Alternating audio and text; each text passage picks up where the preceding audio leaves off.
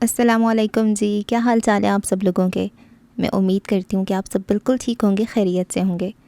Novel رکھیل by Riaz Aqib Kohler کی یہ 8ویں قسط ہے۔ رات گئی اس کی آنکھ کھلی، وہ اسی طرح اوندھے منہ بیڈ پہ پڑا تھا۔ سر نہایت بھاری ہو رہا تھا۔ سر جھٹکتے ہوئے وہ اٹھ بیٹھا، دیوار پہ ٹنگی گھڑی 2 بجنے کا اعلان کر رہی تھی۔ لڑکھڑاتے قدموں سے وہ سلخانے کی طرف بڑھ گیا۔ شاور کھول کر وہ بغیر کپڑے اتارے تیز دھار پانی کے نیچے کھڑا ہو گیا۔ تھوڑی دیر بعد ہی اس کی کسل مندی دور ہو گئی تھی۔ پتلون قمیض اتار کر غسل خانے کے فرش پہ پھینکتے ہوئے وہ تولیہ لپیٹ کر باہر نکل آیا۔ اس کا رویہ بچکانا سا ہو رہا تھا، یوں جیسے تناوش کو اس کی ساری حرکتیں نظر آ رہی ہوں اور اس کے یوں کرنے پر وہ اس کے کپڑے اور سامان وغیرہ سمیٹنے کے لیے بھاگی چلی آئے گی۔ ڈریسنگ روم میں گھس کر اس نے کپڑے پہنے اور تولیہ ایک طرف اچھال کر باہر آ گیا۔ دوپہر کو جاگنے کے بعد اس نے تناوش کے ہاتھوں سے ناشتہ کیا تھا اور اس کے بعد وہ کچھ بھی نہیں کھا سکا تھا، لیکن اتنی دیر گزر جانے کے بعد اسے بھوک محسوس نہیں ہو رہی تھی۔ صوفے پر بیٹھ کر اس نے LED آن کی اور مختلف چینل تبدیل کرنے لگا۔ کوئی پروگرام بھی اسے اچھا نہیں لگ رہا تھا۔ ریموٹ میز پر پھینک کر وہ موبائل فون کی تلاش میں نظریں دوڑانے لگا۔ کیا پتہ اس کی کال آئی ہو سکتا ہے اسے ندامت محسوس ہو رہی ہو۔ دماغ میں خیال ابھرا اور وہ قالین پر پڑے کوٹ کی جانب بڑھ گیا۔ کوٹ کی جیب سے موبائل فون نکال کر اس نے تاریک اسکرین پر ایک نگاہ دوڑائی۔ اسکرین کے اوپری کونے میں چھوٹی سی بتی جل بجھ کر کسی مس کال یا پیغام آنے کا اشارہ کر رہی تھی۔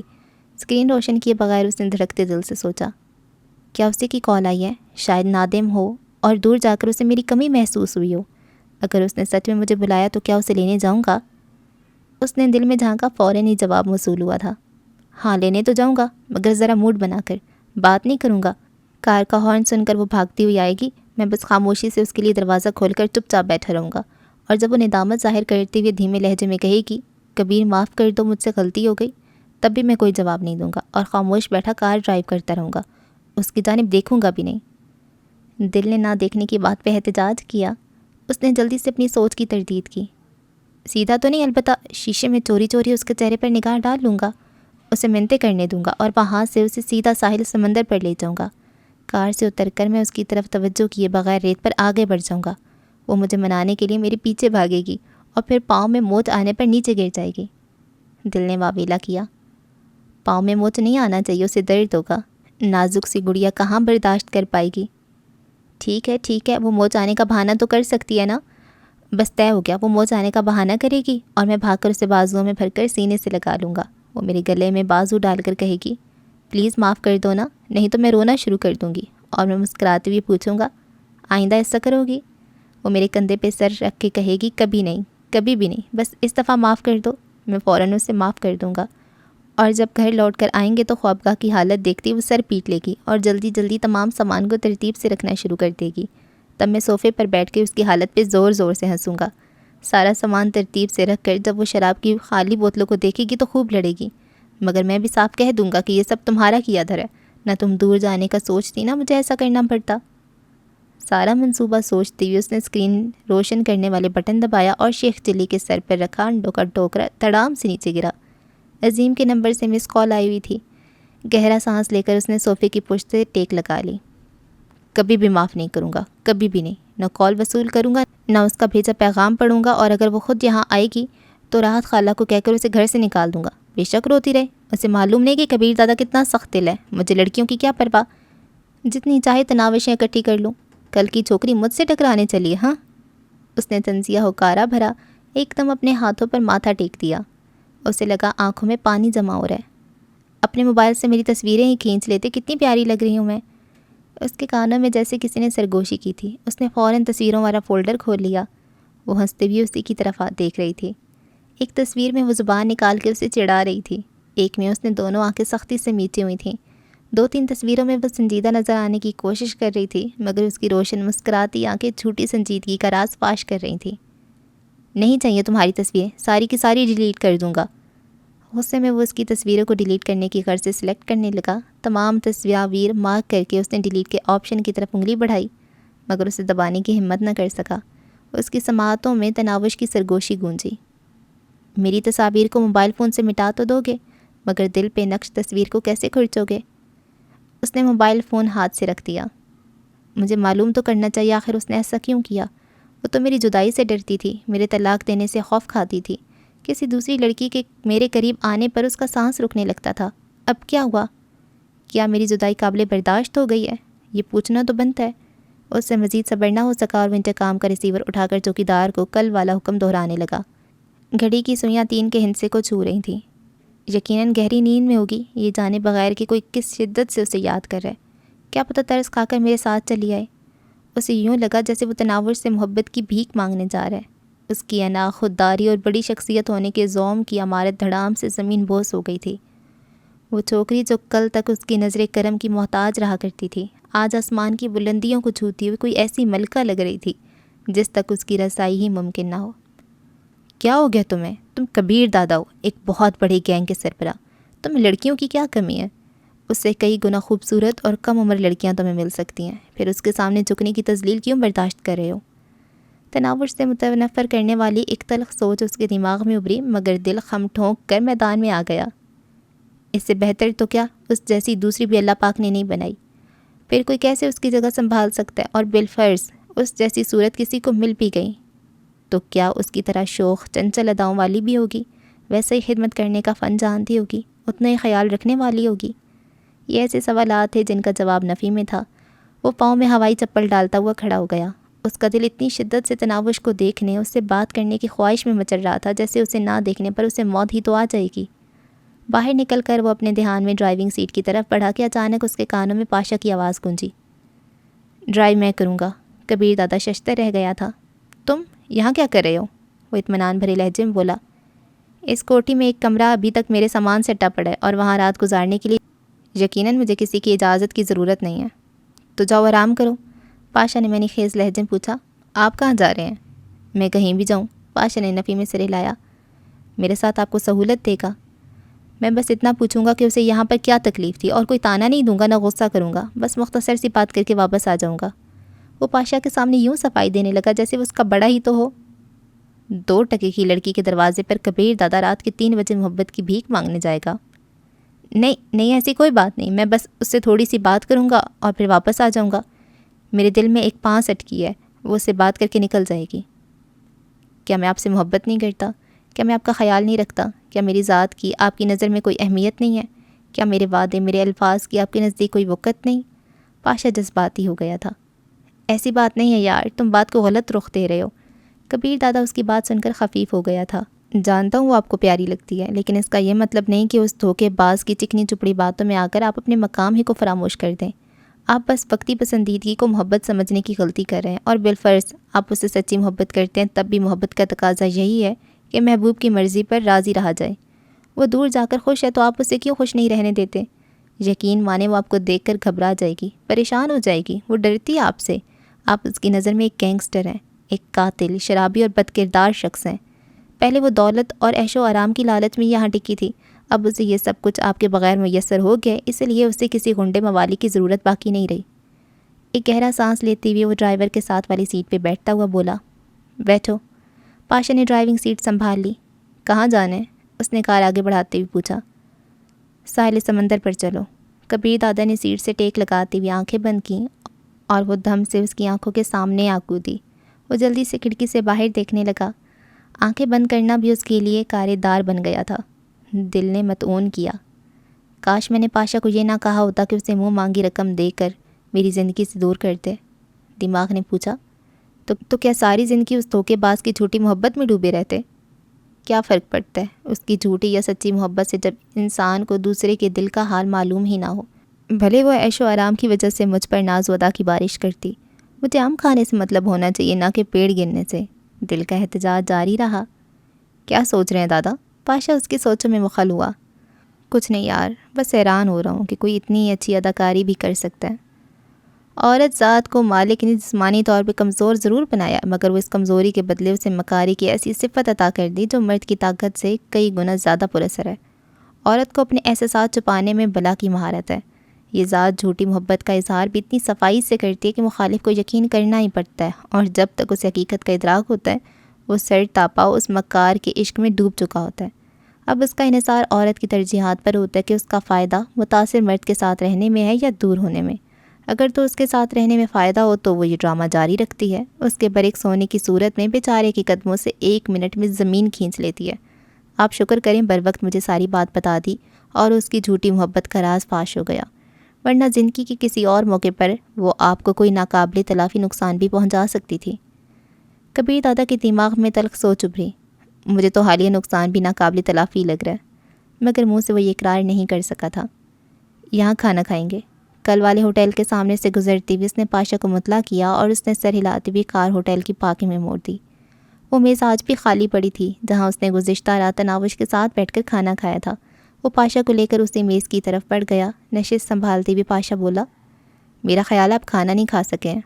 صحیح کہا، اس نے اس بات میں سر ہلا دیا۔ تو کیا منگواؤں؟ پاشا مینیو کارڈ کھول کر دیکھنے لگا۔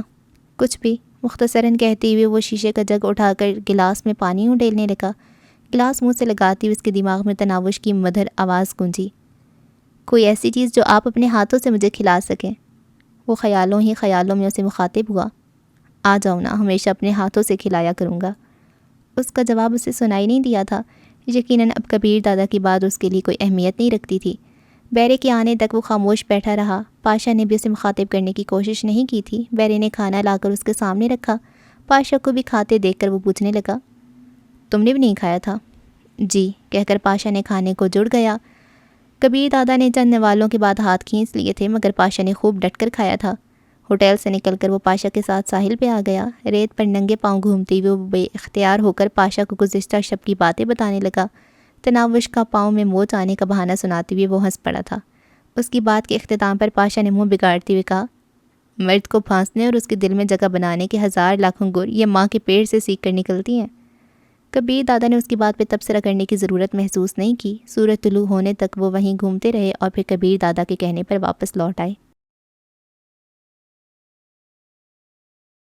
یوں ہنگامی طور پہ کیوں بلایا ہے؟ بہت اہم کام چھوڑ کر آیا ہوں۔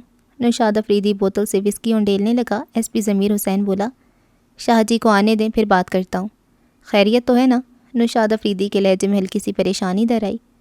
وہی کبیر والا معاملہ ہے یار۔ پلیٹ میں پڑے خشک فروٹ سے کشمش کا دانہ اٹھا کر منہ میں ڈالتے ہوئے ایس پی نے اسے تسلی دی۔ اسی وقت اخلاق حسین سلام کہتا ہوا اندر داخل ہوا۔ آئیں شاہ جی۔ دونوں نے کھڑے ہو کر اس کا استقبال کیا۔ رسمی کلمات کے بعد ایس پی مطلب کی بات پر آ گیا، تم دونوں تو اس دن کے بعد اپنے منصوبے کو بھول ہی گئے ہو، لیکن میں مسلسل اسی کام میں جتا ہوں۔ نوشاد افریدی نے کہا، بھول نہیں گئے، اپنے لیڈر پر مکمل اعتماد ہے۔ ایس پی نے تفصیل بتاتے ہوئے کہا، بہرحال تازہ ترین خبر یہ ہے کہ آج ہفتہ ہے اور خوش قسمتی سے وہ رکھیل کل سے اپنے گھر میں موجود ہے، شاید شام تک گھر میں ہی رہے۔ ہم نے عصر کے وقت اسے اغوا کرنا ہے، اگر اس سے پہلے اس نے گھر جانے کی کوشش کی تو اسی وقت اٹھوا لیں گے۔ اخلاق حسین نے پوچھا، باقی کے انتظامات تو مکمل ہیں نا؟ ایس پی نے اس بات میں سر ہلایا، ہاں سارا انتظام ہو گیا ہے۔ نوشاد نے پوچھا، تو اب ہمارے لیے کیا حکم ہے؟ آپ دونوں نے فصیح الدین کے نمبر 2 تیمور علی کو قابو میں کرنا ہوگا۔ یہ نہ ہو فصیح الدین کی موت کے بعد ایک نیا ہنگامہ کھڑا ہو جائے اور اصل معاملہ درمیان میں ہی رہ جائے۔ ایس پی نے یاد دہانی کرائی۔ اخلاق حسین نے تفصیل بتاتے ہوئے کہا، آج نوشاد افریدی کے یہاں ایک تقریب رکھیں گے، اس میں تیمور علی بھی خصوصی طور پر مدعو ہوگا۔ پاشا اور کاشف راجپوت کو بھی بلائیں گے، صرف کبیر دادا کو دعوت نہیں دی جائے گی کیونکہ نوشاد افریدی اور اس کی انبن کوئی ڈکی چبھی بات نہیں ہے۔ اور پھر فصیح الدین کی موت کی خبر مجھے وہیں پر ملے گی، جسے فوراً تیمور علی اور پاشا وغیرہ کے سامنے بیان کر دوں گا۔ اس کے ساتھ ہی میں اور نوشاد مل کر اس معاملے کو ٹھنڈا کرنے کی کوشش کریں گے۔ یقیناً پاشا اور کاشف راجپوت بھی ہمارا ساتھ دیں گے۔ اس طرح یہ اطلاع بر وقت تمام گینگ کے سربراہوں کے پاس بھی پہنچ جائے گی۔ زبردست، ایس پی نے تحسین آمیز انداز میں کہا۔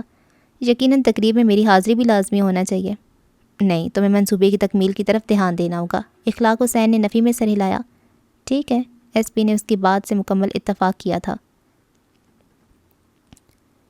صبح کی نماز پڑھ کر اسے نیند آ گئی تھی۔ وہ دن چڑھے تک سوتی رہی، یہاں تک کہ دھوپ نے اسے صحن سے اٹھ کر کمرے میں جانے پر مجبور کر دیا، لیکن کمرے میں اسے نیند نہ آ سکی۔ بشرا نے اندر جھانکا اور اسے چھت کی کڑیوں کو گھورتے دیکھ کر کہنے لگی، اب اٹھ کر ناشتہ کر لو۔ جی ماں جی۔ وہ اٹھ کر منہ ہاتھ دھونے چل دی۔ بشرا نے بھی ابھی تک ناشتہ نہیں کیا تھا۔ غم جتنا بھی ہو، انسان اپنے جسم کی ضروریات سے مسلسل آنکھیں بند کر کے نہیں رہ سکتا۔ اس سے بھی زیادہ نہیں تو تھوڑی بہت کھانے کی حاجت ہو رہی تھی۔ چائے کے ساتھ اس نے پراٹھے کے چند نوالے لیے۔ اس کے بعد ماں کی منع کرنے کے باوجود وہ گھر کے کاموں کو جت گئی۔ فارغ لیٹنے سے دماغ میں عجیب و غریب خیالات چکرانے لگے تھے۔ 12 بجے کے قریب اسے پاشا کی کال وصول ہوئی اور وہ اسے گھر کے دروازے پہ بلا رہا تھا۔ اندر آئے نا بھیا۔ اس نے دروازہ کھولتی اسے اندر آنے کی دعوت دی۔ اس وقت جلدی میں ہوں، بس تمہیں یہ دینے آیا تھا۔ اس نے ایک چھوٹا سا ڈبہ تناوش کی طرف بڑھایا۔ یہ کیا؟ تناوش نے ڈبہ پکڑ لیا۔ موبائل فون ہے، میں اس کا کیا کروں گی بھیا؟ اس نے ڈبہ پاشا کی جانب واپس بڑھایا۔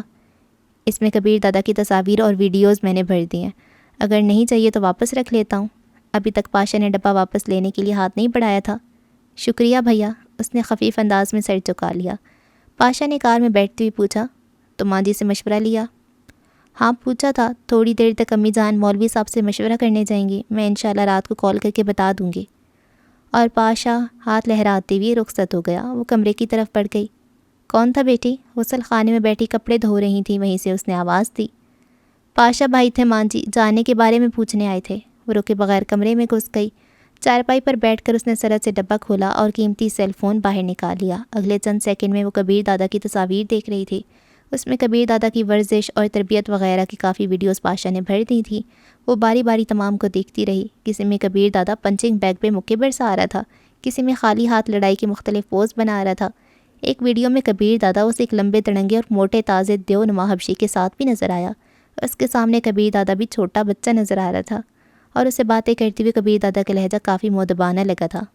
بشرا نے اندر داخل ہوتے ہوئے پوچھا، واہ جی، یہ موبائل کب خرید لیا؟ ابھی پاشا بھائی دے کر گئے ہیں۔ تم نے تو کہا تھا ان سے کوئی تحفہ وغیرہ نہیں لوگی، ماں نے اسے متون کیا۔ اس میں ان کی تصاویر ہیں ماں جی۔ تو کیا؟ تو یہ کہ مجھے اپنے بھیا نے دیا ہے۔ اس نے ایئر فون کانوں میں لگاتے ہوئے گویا اعلان کیا تھا کہ وہ ماں کی مزید نصیحت نہیں سننا چاہتی۔ بشرا ہنستے ہوئے باہر نکل گئی۔ ظہر کی نماز پڑھ کر ماں نے پوچھا، بیٹا مولوی صاحب کے گھر چلو گی؟ آپ ہوں آئے ماں جی، میں شاید مولوی صاحب کا سامنا نہ کر پاؤں۔ نماز پڑھ کر وہ دوبارہ موبائل فون لے کر بیٹھ گئی۔ ٹھیک ہے میں چلتی ہوں، تم دروازہ کنڈی کر دو۔ وہ سر ہلاتی ہوئی ماں کے پیچھے بڑھ گئی۔ ماں کے باہر نکلتی اس نے دروازہ کنڈی کیا اور پھر چارپائی پر آن لیٹی۔ اپنی دسترس اور نظروں سے دور کبیر دادا کو چند انچ کے فاصلے پر مسلسل دیکھنا اسے بہت اچھا لگ رہا تھا۔ اگر اس موبائل فون میں کبیر دادا کی تصاویر اور ویڈیوز نہ ہوتیں تو اس نے کبھی بھی پاشا سے سیل فون نہیں لینا تھا، لیکن کبیر دادا کی تصاویر اور ویڈیوز کے بعد وہ سیل فون اس کے لیے نہایت قیمتی ہو گیا تھا۔ جانے کتنے گلے شکوے تھے جو وہ اس کی تصاویر سے کر چکی تھی۔ درجنوں تصاویر میں صرف ایک تصویر ایسی تھی جس میں وہ ہنس رہا تھا، اور وہی تصویر اس کی توجہ کا مرکز بنی ہوئی تھی۔ لاک سکرین اور وال پیپر پر اس نے وہی تصاویر لگا دی۔ اللہ پاک کرے ہمیشہ یوں ہی ہنستے رہیں۔ ہزاروں لاکھوں شکووں کے باوجود بے ایمان دل سے دعائیں ہی نکل رہی تھیں۔ عصر کی اذان اس کے کانوں میں پڑی اور وہ سیل فون چارجنگ پہ لگا کر وضو کرنے چل دی۔ نماز پڑھ کر وہ دعا کے لیے ہاتھ اٹھانے لگی تھی کہ دروازے پہ زوردار دستک ہوئی۔ آئی ماں جی۔ دعا مانگنا واپسی پر مؤخر کرتے ہوئے وہ دروازے کی طرف بڑھ گئی۔ کنڈی کھولتے ہوئے اس کی زبان چڑھ رہی تھی۔ اتنی دیر لگا دی، اور پھر جو ہی اس نے دروازے کا پٹ کھولا اچانک دو آدمی اندر گھس آئے۔ کون ہو تم؟ کیا بات ہے؟ وہ گھبراتی ہوئی ہکلائی۔ خاموش، ایک آدمی نے اسے ڈانٹتے ہوئے اس کے ہونٹوں پر ہاتھ رکھ دیا۔ اس نے تڑپ کے اس کی گرفت سے نکلنا چاہا، مگر نازک لڑکی میں اتنی ہمت کہاں تھی کہ ایک مرد کا مقابلہ کر پاتی۔ دوسرے آدمی نے جلدی سے دروازہ بند کیا اور جیب سے ٹیکا نکال کر اس کی سوئی بے دردی سے تناوش کے بازو میں گھومتی۔ وہ اوں اوں کر کے دوسرے کی گرفت سے خود کو آزاد کرانے کی کوشش کرتی رہی، مگر اسے کامیابی نہیں ہوئی تھی۔ ٹیکا لگنے جانے کے بعد بھی اس نے تناوش پر اپنی گرفت ہلکی نہیں کی تھی۔ وہ اپنے ساتھی سے پوچھ رہا تھا، کتنی دیر میں اثر شروع ہو جائے گا؟ بس 4-5 منٹ میں۔ تناوش کی مزاحمت آہستہ آہستہ مدھم پڑتی جا رہی تھی۔ اس کی آنکھوں کے سامنے منظر دھندلانے لگے تھے۔ وہ اپنی سوچ کو بھی مرتکز نہیں کر پا رہی تھی۔ شاید اس کی یادداشت ختم ہو گئی تھی۔ اسے وہ ماحول، وہ بدمعاش کبیر دادا کی جدائی اور اپنا آپ تک بھولنے لگا، مگر وہ مکمل بے ہوش نہیں ہوئی تھی۔ بس اسے اپنے اعضاء پر اختیار نہیں رہا تھا۔ اسے شدت سے کسی کے سہارے کی ضرورت محسوس ہو رہی تھی۔ کام ہو گیا شاکر؟ ٹیکا لگانے والے اپنے ساتھی کو مخاطب ہوا اور شاکر نے ایک دم تناوش کو اپنی گرفت سے آزاد کر دیا۔ وہ لہرا کے گرنے لگی تھی کہ ٹیکا لگانے والا اسے تھامتے ہوئے شاکر پہ غرایا، بے وقوف، بغیر سارے کہ یہ گر جائے گی۔ سوری یار، اس نے ندامت ظاہر کی۔ تناوش کا سر کسی نئے شرابی کی طرح گھوم رہا تھا۔ اس نے خود کو تھامنے والے کے کندھے پہ سر پہ رکھ دیا۔ اس کے ہونٹوں پر خوبصورت مسکان ابھر آئی تھی۔ چلو، وہ تناوش کو تھام کر دروازے کی طرف بڑھا۔ یوں لگ رہا تھا جیسے وہ کسی بیمار کو سہارا دے کر جا رہا ہو۔ شاکر نے جلدی سے اکپی نشست کا دروازہ کھولا۔ وہ تناوش کو آرام سے اکپی سیٹ پہ بٹھا کر خود ڈرائیونگ سیٹ پر بیٹھ گیا، جبکہ شاکر تناوش کے ساتھ بیٹھ کے اسے سہارا دینے لگا۔ گھر کا دروازہ انہوں نے باہر سے بند کر دیا تھا۔ گلی میں کوئی خاص آمد و رفت نہیں تھی۔ جو ایک دو راہگیر گزر رہے تھے انہوں نے بھی ان کی کارروائی کو شک کی نظروں سے نہیں دیکھا تھا۔ شاکر کے ساتھی نے کار آگے بڑھا دی۔ یار نہیں، یہ کچھ زیادہ خوبصورت اور پرکشش نہیں ہے؟ شاکر نے بے اختیار تناوش کے حسن کا قصیدہ پڑھا۔ تو نعیم نے اکپی شیشے پر نظر دوڑا کر طنزیہ انداز میں پوچھا۔ شاکر ندیدے پن سے بولا، بہتی گنگا میں اگر ہم بھی ہاتھ دھو لیں گے تو کسی کا کیا بگڑے گا؟ نعیم کے لبوں پر بے اختیار گالی ابھری۔ الو کے پٹے، جانتی بھی ہو کس کی منظور نظر ہے؟ وہ نعیم کو گالی کو نظر انداز کرتا ہوا بولا، میری بلا سے یار، جب اغوا کر لیا تو اس کے بعد باقی کیا رہ جاتا ہے؟ باقی یہ رہ جاتا ہے کھوتے کے سر کہ یہ کبیر دادا کی رکھیل ہے، اور اگر اسے بھنک بھی پڑ گئی کہ ہم نے اس کی رکھیل کے بارے میں ایسا سوچا بھی تھا تو یقیناً ہمیں کراچی کے کسی کونے میں تو اس درندے سے پناہ نہیں ملے گی۔ مگر تم نے پہلے یہ بات نہیں بتائی۔ شاکر خود پہ لدی جانے والی تناور سے ایک دم دور ہو گیا تھا۔ اس سے پہلے تو وہ اسے کسی محبوبہ کی طرح سنبھالے بیٹھا تھا۔ نعیم ہنسا۔ پھر تم نے میرے ساتھ کب آنا تھا؟ شاکر منمنایا۔ یار تم نے بہت بڑے خطرے میں ڈال دیا۔ نعیم نے اسے تسلی دیتی ہوئی کہا، فکر نہ کرو، ہم کم سے کم وقت میں اسے مطلوبہ مقام تک پہنچ جا کر درمیان سے ہٹ جائیں گے، پھر کبیر دادا جانے اور اس کی چھمک چلو کو اغوا کرانے والے جانے۔ ویسے کس نے اتنی جرأت کا مظاہرہ کیا کہ ایسی لڑکی پہ ہاتھ ڈال لیا؟ وہ بھی کوئی چھوٹا موٹا غنڈا نہیں، فارسی حد چٹ ہے۔ یار سانڈو کی لڑائی میں ہم رگڑے جائیں گے۔ اتنے بڑے بڑے غنڈوں کا نام سن کر شاکر کی حالت غیر ہوتی جا رہی تھی۔ یار ٹھیک 20 سے 15 منٹ ہم اس لڑکی کو ایک کوٹی میں چھوڑ کر رخصت ہو جائیں گے، بعد میں فارسی حد چٹ جانے اور کبیر دادا، ہمیں ان سانڈو کی لڑائی سے کچھ نہیں لینا۔ کار تھوڑا تیز چلاؤ نا۔ شاکر اس انداز میں تناور سے دور ہو رہا تھا جیسے وہ چوت کی مریضہ ہو۔ سونے دو نا، کیا کر رہے ہو؟ تناوش نے خمار آلود آواز میں بڑبڑا کر شاکر کے کندھے پہ سر رکھ دیا، مگر اس کی آنکھیں کھلی تھیں اور ہونٹوں پر خوبصورت مسکان چھائی ہوئی تھی۔ شاکر نے پوچھا، ٹیکے کا اثر کتنی دیر تک رہے گا؟ 3-4 گھنٹے بعد ہی اس کی حالت آہستہ آہستہ سنبھلے گی، مگر مدہوشی کے دوران اس کے ساتھ جو کچھ بھی ہوگا اسے بعد میں بھی یاد رہے گا۔ نعیم نے تفصیلی جواب دیا۔ بیڑا غرق۔ شاکر ایک دم کار کے دروازے کی طرف سمٹا اور تناوش سیٹ پر آڑی ترچھی لیٹی رہ گئی۔ اس کی تیزی دیکھتی ہوئی نعیم کہکا لگا کر ہنس پڑا، ذلیل آدمی، اس لیے اس مصیبت کو سنبھالنے کا کام میرے ذمہ چھوڑ دیا، حالانکہ میں تم سے اچھا ڈرائیور ہوں۔ تو تم چسکے نہ لو نا، انسانوں کے بچوں کی طرح اسے سنبھالو۔ نعیم نے اسے لتاڑا۔ بھاڑ میں گیا سنبھالنا، سونے دو نا، نیند آ رہی ہے۔ تناوش مدہوشی بھرے انداز میں بڑبڑاتی رہی۔ تھوڑی دیر بعد ہی ایک پوش علاقے میں داخل ہوئے۔ وہ چھوٹی سی مگر خوبصورت اور عمدہ طرز تعمیر کے نمونے پر بنائی گئی کوٹھی کے سامنے نعیم نے کار روک دی۔ ہارن کے جواب میں ایک چوکیدار نے باہر جھانکا۔ نعیم نے کھڑکی سے سر نکال کر کہا، شکیل صاحب کو کہیں مال پہنچ گیا ہے۔ چوکیدار بغیر کچھ کہے غائب ہو گیا۔ اگلی لمحے اس نے دروازہ کھول دیا تھا، یقیناً اس سے پہلے سے ہدایت کر دی گئی تھی۔ نعیم کار اندر لے گیا۔ اندرونی عمارت کے سامنے کالی پتلون اور سفید قمیض میں ملبوس ایک ادھیڑ عمر آدمی کھڑا تھا۔ نعیم نے کار اس کے ساتھ جا کر روک دی۔ وہی اس کے مطلوبہ آدمی شکیل تھا۔ لے آئے ہو؟ اس نے کار کے رکتے ہی نیچے جھک کر رکبی نشست کی طرف نگاہ دوڑائی۔ جی سر، نعیم خوش دلی سے کہتا ہوا نیچے اتر گیا۔ بہت خوب، شکیل نے سراہنے کے انداز میں سر ہلایا۔ اب اسے اندر لے جاؤ۔ جی ٹھیک ہے۔ نعیم نے کار کا پچھلا دروازہ کھول کر تناوش کو بازوؤں سے تھام کر نیچے اتارا اور سہارا دے کر کوٹھی کے اندر کی جانب بڑھ گیا۔ شاکر نے اس کا ہاتھ بٹانے کی بالکل بھی کوشش نہیں کی تھی۔ اس کے اندر اٹھنے والی غلیظ خواہش کبیر دادا کا نام سنتے ہی جھاگ کی طرح بیٹھ گئی تھی۔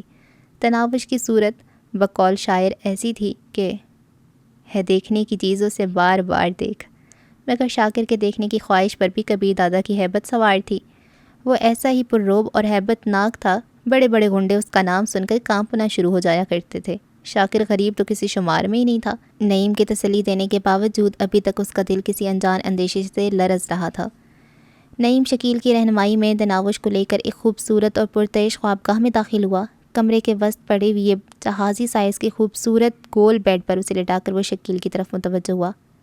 سر، ہمارا کام پورا ہوا۔ بالکل، شکیل نے درمیانی نوٹوں کی ایک گڈی ان کی جانب بڑھاتے ہوئے کہا۔ شاید یہ کہنے کی ضرورت تو نہیں پڑے گی کہ ہم ایک دوسرے کو نہیں جانتے۔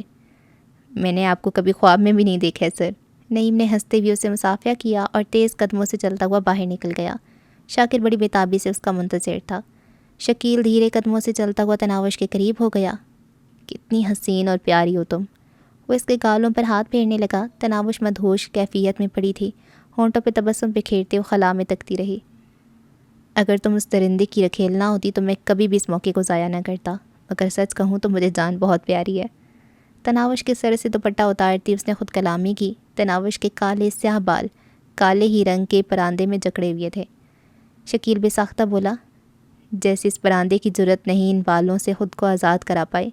یوں ہی تمہیں دیکھنے والا تمہاری صورت کے سحر سے خود کو آزاد نہیں کرا سکتا ہوگا۔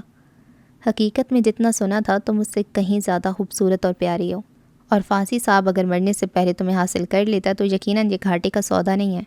یہ کہتی ہوئے اس کے ہاتھ حرکت کرتے رہے۔ اس نے آہستہ آہستہ تناوش کے جسم سے سارا لباس علیحدہ کر دیا تھا۔ وہ شرم و حیا والی کبھی غیر مردوں کے سامنے سر کے بال کھولنے پر تیار نہیں ہوتی تھی۔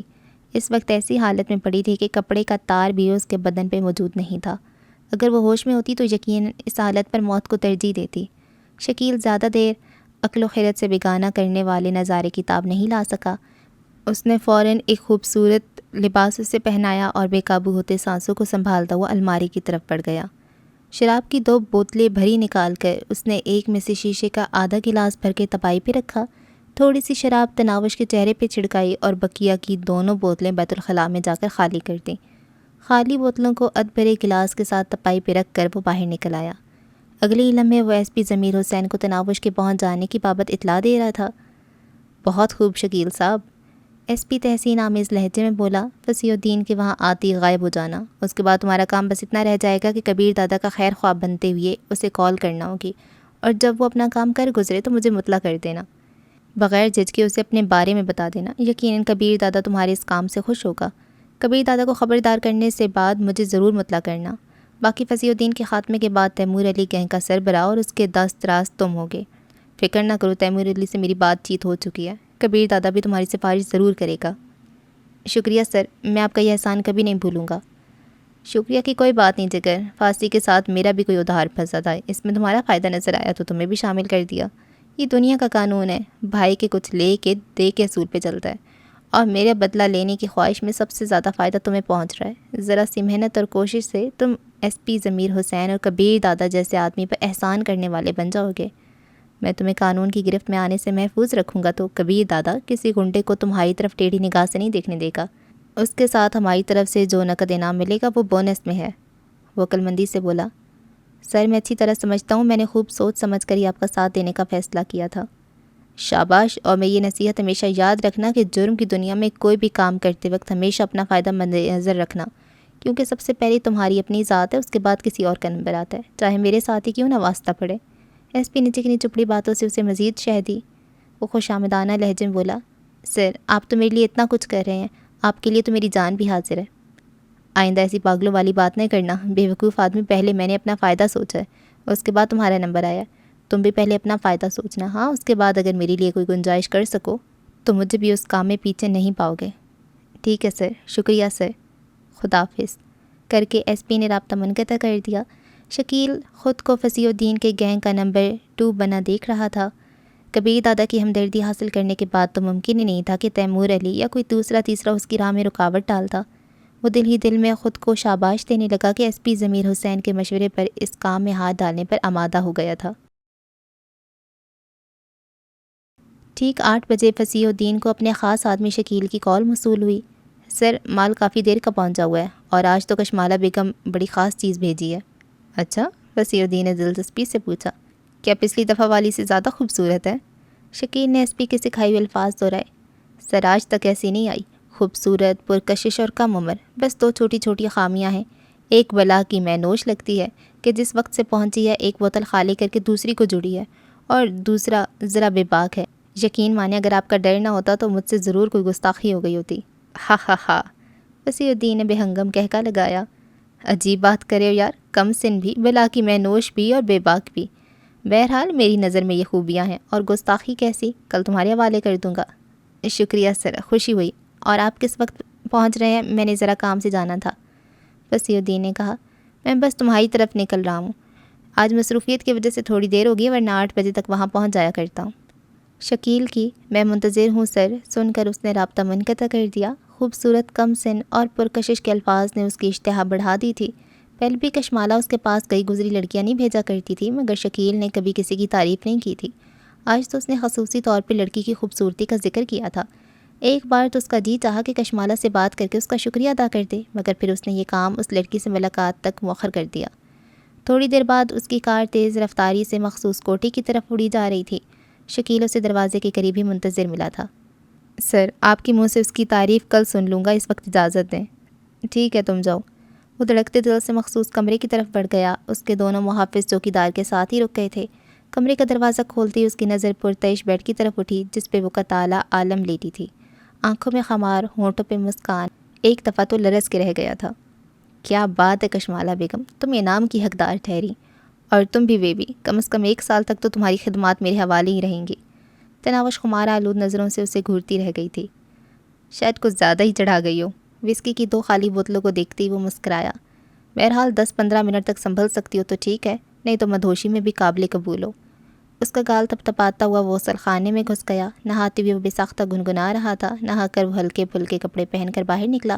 پرہوس نظروں سے تناوش کے خوشنما بدن کو دیکھتے ہوئے اس نے گھنٹی بجائی۔ کوٹھی کی صفائی اور جھاڑ پونچھ کے لیے اس نے مستقل ملازمہ رکھی ہوئی تھی، وہی اسے رات کا کھانا اور صبح سویرے ناشتہ وغیرہ پیش کرتی تھی۔ اسے فصیح الدین کے پسندیدہ پکوان اور وہاں آنے کے اوقات وغیرہ کا اچھی طرح پتہ تھا کہ برسوں سے وہاں نوکری کر رہی تھی۔ گھنٹی کے جواب میں وہ چند منٹ بعد ہی گرما گرم کھانے کے ہمراہ اندر داخل ہوئی۔ دیسی گھی میں تلے قیمے بھرے کباب، نمکین گوشت اور روسٹ دیسی مرغ اس رات کی مخصوص خوراک ہوتے تھے۔ میٹھے میں عمدہ قسم کی کھیر جس میں پسے ہوئے بادام، پستہ، اخروٹ وغیرہ شامل ہوتے تھے۔ کھانے کے برتن شیشے کی میز پہ سجا کر ملازم الماری کی طرف بڑھی اور وہاں سے وسکی کی سربہ مہر بوتل نکال کر اس کے سامنے رکھتے ہوئے باہر نکل گئی۔ آ جاؤ بیبی، اس نے پیار بھرے انداز میں تناوش کو پکارا۔ وہ ٹس سے مس نہ ہوئی۔ خفا ہو جانے من، اتنے نخرے کس لیے؟ اس کی بکواس جاری رہی۔ 3-4 دفعہ پکارنے کے بعد بھی جب وہ قریب نہ آئی تو وہ کندھے اچکاتی ہوئی کھانے کی طرف متوجہ ہو گیا۔ کھانا کھاتے ہوئے بھی اس کی پرہوس نگاہیں تناوش پر گڑی رہیں۔ کھانا کھا کر اس نے ملازمہ کو بلانے کے لیے گھنٹی بجائی۔ وہ دروازے ہی پر موجود تھی، چراغ کے جن کی طرف فوراً نمودار ہوئی۔ جب تک فصیح الدین رات کے شغل میں مصروف نہیں ہوتا تھا وہ یوں ہی دروازے پہ موجود رہتی۔ وہ برتن سمیٹنے کو بڑھی۔ پہلے ایک گلاس میں خالص نیمو نچوڑ کے لے آؤ، ہماری خوبصورت مہمان کچھ زیادہ ہی چڑھا گئی ہے۔ وہ جی صاحب کہہ کر واپس مڑ گئی۔ فصیح الدین جلدی جلدی اپنا گلاس ختم کرنے لگا۔ گو ہمیشہ اسے کوئی جلدی نہیں ہوا کرتی تھی، اس کے پاس پوری رات کا وقت ہوتا تھا، لیکن نہ جانے اس لڑکی میں ایسی کون سی کشش تھی کہ وہ جلد از جلد اس کے قریب جانا چاہتا تھا۔ ملازمہ جلدی نیمو نچوڑ کر لے آئی۔ پلاؤ اسے۔ وہ بوتل سے آخری گلاس بھرنے لگا۔ ملازمہ نے سہارا دے کر تناوش کو اٹھایا اور اس کے منہ سے گلاس لگا دیا۔ نچوڑے ہوئے لیمو پینے سے پہلے ہی اس کی آنکھوں میں ہوش مندی کی چمک ابھرنا شروع ہو گئی تھی۔ شاید وہ دوائی کا اثر ختم ہونا شروع ہو گیا تھا۔ کھٹے پانی نے اس کے دماغ پر چھائی ہوئی خمار کو کم کرنے میں اور بھی تیزی دکھائی تھی۔ ملازمہ کے برتن سمیٹ کر نکلنے تک اس کی حالت پہلے سے کافی بہتر ہو گئی تھی۔ اسے یوں لگ رہا تھا جیسے وہ گہری نیند میں ہو۔ بار بار سر کو جھٹکتے ہوئے وہ نیند کو بھگانے کی کوشش میں لگ گئی۔ فصیح الدین آخری گلاس معدے میں انڈیل کر مستی سے لہراتا ہوا اس کی طرف بڑھا۔ شراب کی بوتل سے زیادہ نشہ تو اسے دیکھ کر چڑھ رہا تھا۔ اس کا گلاس تھامتے ہوئے وہ ساتھ جٹ کر بیٹھ گیا۔ یقین نہیں آتا کوئی لڑکی اتنی بھی خوبصورت ہو سکتی ہے، تم آج تک کہاں چھپی تھی؟ آہستہ آہستہ شعور کی طرف آتی تناوش کو اس کے ہاتھ کا لمس ناگوار محسوس ہوا۔ اس نے کمزوری سے اپنا ملائم ہاتھ اس کے ہاتھ سے چھڑانے کی کوشش کی۔ کیا ہوا جانے من، اتنا اعراض کس لیے؟ فصیح الدین نے ایک دم سے اپنی آغوش میں سمیٹا۔ چھوڑو مجھے۔ دونوں ہاتھ اس کی چھاتی پر رکھتے ہوئے اس نے فصیح الدین کو دور دھکیلا اور اس کوشش میں ایک جانب گر پڑی۔ نشہ نہیں اترا میری جان؟ فصیح الدین اس کی حالت سے لطف اندوز ہونے لگا۔ دوائی کا اثر کافی حد تک اتر گیا تھا۔ وہ سیدھی ہو کر فصیح الدین کی طرف متوجہ ہوئی۔ میں کہاں ہوں؟ اس کے لہجے میں وحشت بھری تھی۔ فصیح الدین نے کہکا لگایا۔ ارے اتنی جلدی بھول گئی ہو، ابھی تو پارٹی شروع بھی نہیں ہوئی۔ کون ہو تم؟ میں یہاں کیسے؟ وہ بے اختیار بیڈ کی دوسرے کونے کی طرف کھسکی اور اسی وقت اس کی نظر اپنے جسم پر پڑی۔ کپڑے، میرے کپڑے! وہ وحشت زدہ انداز میں سمٹ گئی۔ پہنے تو ہوئی ہیں۔ فصیح الدین نے اس کے ناکافی لباس کی جانب اشارہ کیا۔ وہ اس کی حالت سے لطف لے رہا تھا کیونکہ اس کی تئیں وہ نشے میں تھی۔ اس وقت تناوش کی نظر تکیے کے ساتھ پڑے اپنے لباس پر پڑی۔ اس نے جپٹ کر کپڑے اٹھا لیے۔ جانے من، ابھی پہننے نہیں اتارنے کا وقت ہے۔ فصیح الدین پچکارتے ہوئے کپڑے اس کے ہاتھ سے لینے لگا۔ چھوڑو میرے کپڑے، ذلیل کمینے، کون ہو تم؟ چھوڑو! وہ مکمل ہوش میں آ گئی تھی اور خود اس حالت میں دیکھ کر حواس پختہ ہو رہی تھی۔ ارے تم کاٹ کھانے کو دوڑ رہی ہو، اور میرے پاس وقت تو کافی ہے مگر اتنا صبر نہیں ہے کہ تمہاری نشہ ختم ہونے کا انتظار کروں۔ اس نے ایک دم آگے بڑھ کر اسے پکڑنے کی کوشش کی مگر اسے دھکا دے کر تناوش بیڈ سے نیچے اتر گئی۔ تم نے ضرور ورزش کروانی ہے جانے من۔ وہ بھی جارحانہ انداز میں بیڈ سے اتر گیا۔ خدا کے لیے مجھے چھوڑ دو، تمہیں اللہ کا واسطہ۔ تناوش گڑ گڑانے لگی۔ پریشان کیوں ہوتی ہو جانے من؟ کوئی پہلی بار تو نہیں ہے کہ تمہیں ڈر لگے، تمہارا تو کاروبار ہی یہی ہے۔ تناوش ایک دم دروازے کی طرف دوڑی مگر فصیح الدین نے چھلانگ لگا کر اسے پکڑ لیا تھا۔ وہ نہیں چاہتا تھا کہ اس کے محافظ وہ تماشا دیکھیں۔ اسے دھکا دے کر بیڈ پہ گراتے ہوئے وہ اس کی طرف بڑھا۔ شاید تمہیں زبردستی میں مزہ آتا ہے، پرہوس لہجے میں کہتی ہوئے وہ اس کی طرف بڑھا۔ خدا کے لیے چھوڑ دو۔ تناوش نے اس کے سامنے ہاتھ باندھ لیے تھے اور پھر فصیح الدین کو بے نیازی سے اپنی جانب بڑھتا دیکھ کر وہ چلائی، بچاؤ بچاؤ، کوئی ہے؟ میں ہوں نا۔ وہ اس کی چیخنے چلانے کی پرواہ کیے بغیر اس کی طرف بڑھتا گیا۔ کبیر کبیر آ جاؤ نا۔ اس کے دل نے شدت سے کبیر دادا کو یاد کیا۔ تم نے وعدہ کیا تھا نا میری حفاظت کا، کہاں ہو؟ آ جاؤ نا، دیکھو میری خاطر نہیں اپنی انا اور زبان کی پاسداری کے لیے آ جاؤ۔ یا اللہ پاک میرے کبیر کو میری حالت کی خبر تو دے دے، یا اللہ اسے میری نجات کا وسیلہ بنا کر بھیج دے، یا اللہ اسے بتا تو دے کہ اس کے دھتکارنے پر میں کس طرح بھیڑیوں کے چنگل میں پھنس گئی ہوں۔ کہتے ہیں مشکل گھڑی میں اللہ پاک یاد آتا ہے، اور پھر وہ شخص یاد آتا ہے جس سے انسان بہت محبت کرتا ہے۔ وہ بھی اللہ پاک سے کبیر دادا کو وہاں لانے کی دعائیں مانگ رہی تھی، اور مناجات کے ساتھ اس کی حرکت بھی نہیں رکی تھی۔ وہ بیڈ کی دوسری جانب اتر گئی۔ فصیح الدین بیڈ سے گھوم کر اس کی طرف بڑھا اور وہ بھاگ کر دوسری جانب گھوم گئی۔ وہ ہونٹوں پر زبان پھیرتا ہوا بولا، اف، تمہارا تو پتہ نہیں، مگر مجھے چوہے بلی کے اس کھیل میں بڑا مزہ آ رہا ہے۔ تمہیں اللہ کا واسطہ، سونے رسول کا واسطہ، مجھے جانے دو۔ اس نے ایک مرتبہ پھر دہائی دی۔ یہ کہتے ہوئے وہ کوشش کر کے پھر دروازے کی جانب بھاگی۔ فصیح الدین نے 2 چھلانگوں میں اسے جا لیا۔ اب پکڑی گئی ہو اور کھیل شروع۔ فصیح الدین نے اسے دونوں بازوؤں سے پکڑا۔ چھوڑو مجھے، ذلیل کمینے، بچاؤ بچاؤ۔ مچل کر اس نے جان چھڑانے کے ساتھ وہ زبان سے چیخنا بھی شروع ہو گئی تھی، مگر فصیح الدین کا اس پاک دور سے دل بھر چکا تھا۔ مچلتی حسینہ کو اپنی جانب کھینچتے ہوئے وہ مکروہ لہجے میں بولا، اب بس بھی کرو نہ جانے من، اتنی بے رخیاں بھی اچھی نہیں ہوتی۔ تناوش کے گڑ گڑانے، چیخنے چلانے، اسے برا بھلا کہنے کی وہ مطلق پرواہ نہیں کر رہا تھا۔ خدا کے لیے چھوڑ دو، مجھے جانے دو، معافی دے دو۔ تناوش نے دونوں ہاتھ اس کے سامنے باندھ دیے تھے۔ جانے من، تم چھوڑنے کی چیز تو نہیں ہو، اس نے پرہوس لہجے میں کہتے ہوئے اسے اپنی جانب کھینچا۔ تناوش نے چیختے ہوئے آنکھیں بند کر لی تھیں۔ اس کی بدبختی اور بدنصیبی پر فصیح الدین کی ہوس کی مہر ثبت ہونے میں کوئی شبہ باقایا نہیں تھا۔ اس نے سارا دن گھر پہ ہی گزارا تھا۔ راحت خالہ نے ناشتے اور دوپہر وغیرہ کے کھانے کی بابت پوچھا تھا، مگر اس نے انکار کر دیا تھا۔ کمرے کی ابتر حالت دیکھ کر اس نے سامان سمیٹنے کی کوشش، وہ غصے اور بیزاری بھرے لہجے میں بولا، راحت خالہ رہنے دو۔ صاحب جی، اس نے کچھ کہنے کے لیے لب کھولنے چاہے۔ کہہ دیا نا۔ قطع کلامی کرتی ہوئے اس نے راحت خالہ کو کمرے سے چلے جانے کا اشارہ کیا اور وہ سر جھکاتے ہوئے باہر نکل گئی۔ نہیں ہے ضرورت ترتیب کی، ایسے ہی رہے گا میرا کمرہ، کسی کو ضرورت نہیں میرا خیال رکھنے کی۔ نفرت کرتا ہوں میں تم سے، سن رہی ہو نا؟ مجھے تم سے نفرت ہے، بے حد نفرت۔ موبائل اسکرین پر اس کی فوٹو لاتے ہوئے وہ بے ربط باتیں منہ سے نکالتا رہا۔ اب تمہاری کال بالکل بھی وصول نہیں کروں گا، تمہارے کپڑے بھی پھینک دوں گا۔ جینس کی پتلون اور پھولدار قمیض اس نے اپنے ساتھ بیڈ پہ رکھی ہوئی تھی۔ تمہاری ساری تصاویر اپنے موبائل فون سے مٹا دوں گا۔ تم مجھے نہیں جانتی، میرا نام کبیر علی خان ہے اور لوگ مجھے کبیر دادا کہتے ہیں۔ کبیر دادا کو کسی کی پرواہ نہیں، کسی کی بھی نہیں، تمہاری بھی نہیں۔ تناوش کی گنگناتی ہنسی اس کے کانوں میں گونجی۔ ہنس لو، مگر میں تمہیں بھلا کر دکھاؤں گا۔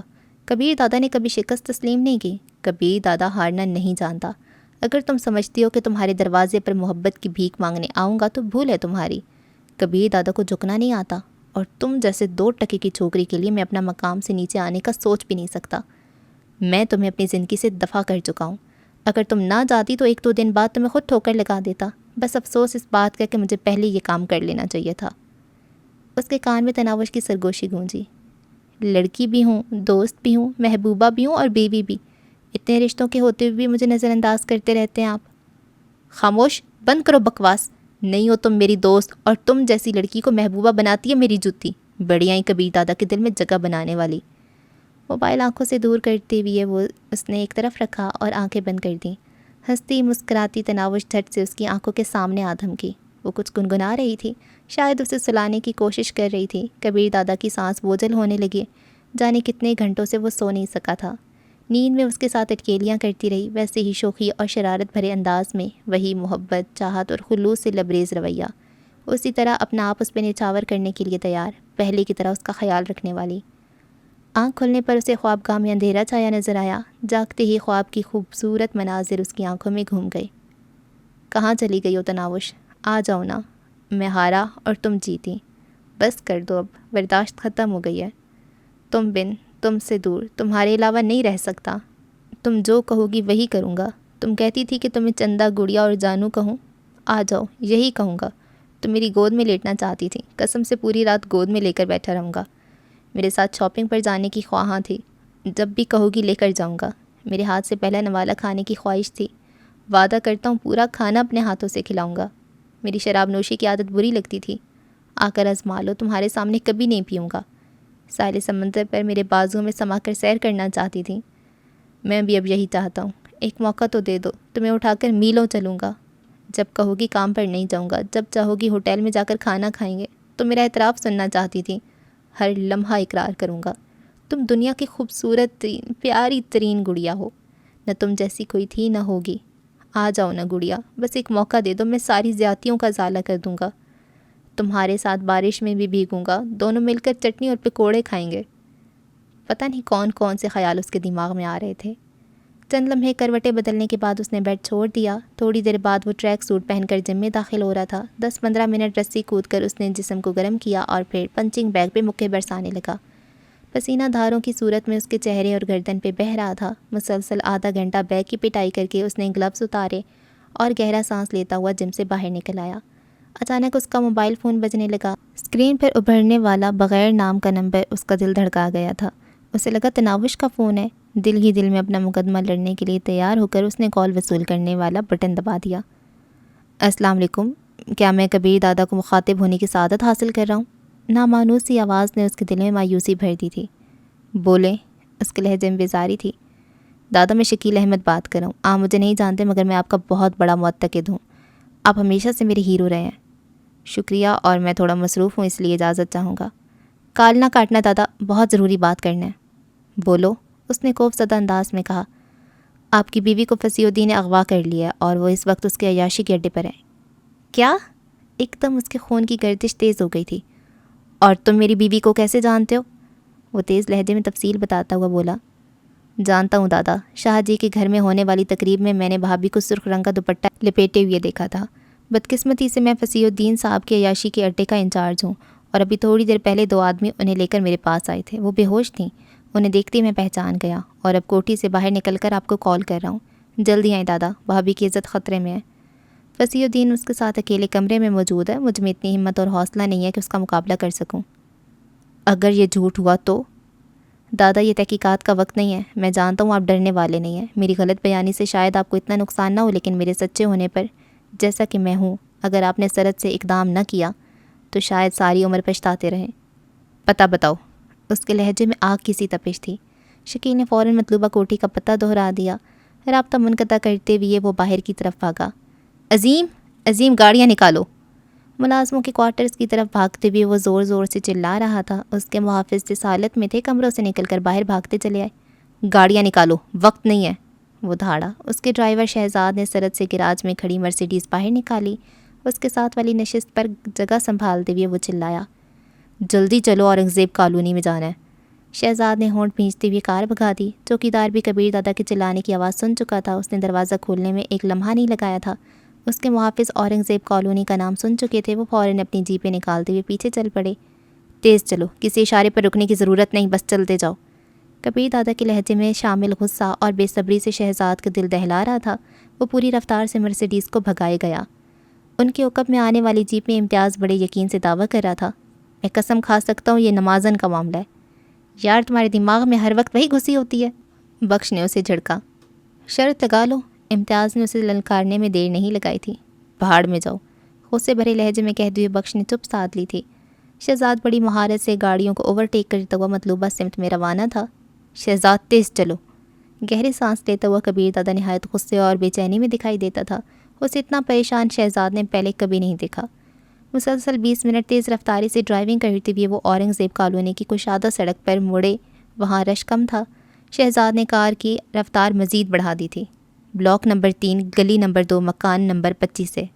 اس نے مکمل پتہ دہرا دیا۔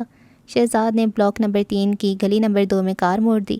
چوڑی گلی میں چوتھے نمبر پہ ان کا مطلوبہ مکان تھا۔ اس نے جو ہی کار گیٹ کے سامنے جا کر روکی، محافظوں کی جیپیں بھی اس کے پیچھے پہنچ گئی تھیں۔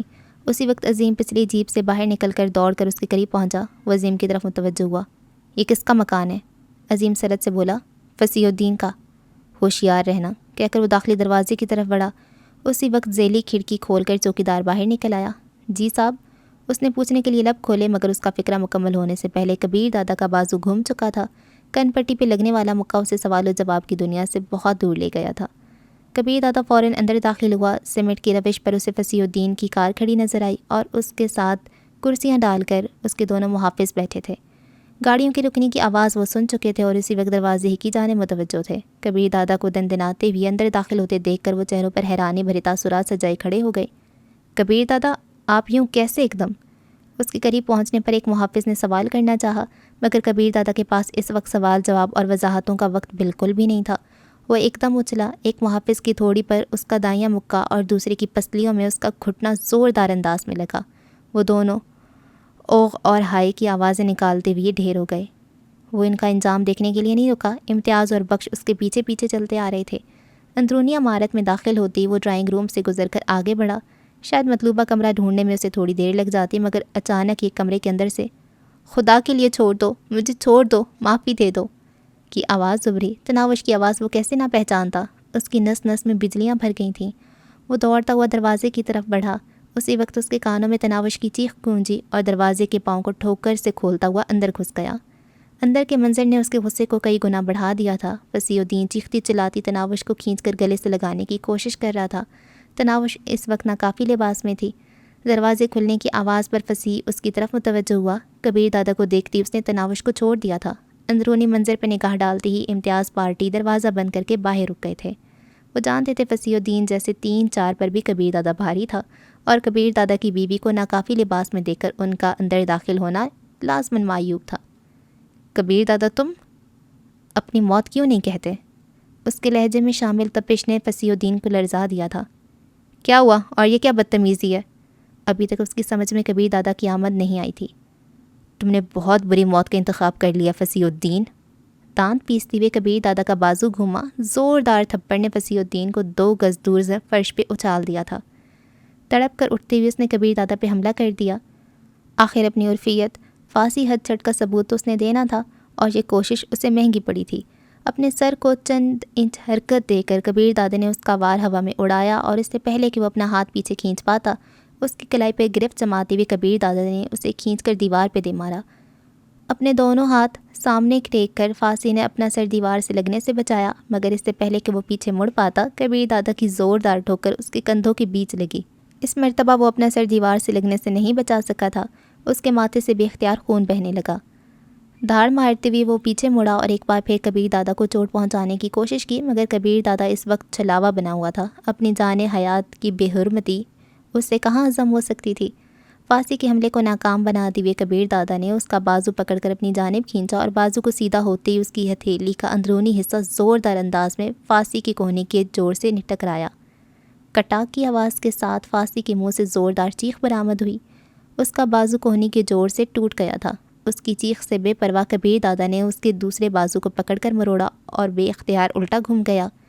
اس کی پیٹھ پر دائیں لات ٹیکتے ہوئے کبیر دادا نے اس کے بازو کو پیچھے کھینچا۔ اس مرتبہ فارسی ہتھ چھٹ کے منہ سے پہلے سے بھی زوردار چیخ نکلی۔ اس کے دوسرے بازو کا جوڑ کندھے سے نکل گیا۔ اس کا جسم درد اور تکلیف کی شدت سے مسلسل کانپ رہا تھا۔ کبیر دادا اس کی اذیت سے بے پرواہ اپنے کام میں لگا ہوا تھا۔ اس کے کانوں میں تو بس اپنی تناوش کی چیخ اور گڑ گڑانا ہی گونج رہا تھا۔ فارسی کو گردن سے پکڑ کر اس نے ایک ہی ہاتھ سے اوپر اٹھا لیا۔ اس کے دونوں بازو بے ہنگم انداز میں دائیں بائیں لٹک رہے تھے۔ کبیر، تم نے اچھا نہیں کیا۔ فارسی کے ہونٹوں سے خرخراتی آواز نکلی۔ جانتے ہو تم نے کس کو چھونے کی کوشش کی؟ کبیر دادا کی عزت کو۔ فصیح الدین، تم جینے کا حق تو اسی وقت کھو چکے تھے جب تم نے میری بیوی کے بارے غلط سوچا تھا، لیکن تمہاری اتنی جرأت کہ اسے اس حال تک لے آئے، اسے بے لباس کر دیا۔ یہ کہتی کبیر دادا نے دوسرے ہاتھ کی 2 انگلیاں سیدھی کر کے اکڑاتے ہوئے ایک دم فصیح الدین کی آنکھوں میں گھسیڑ دی تھیں۔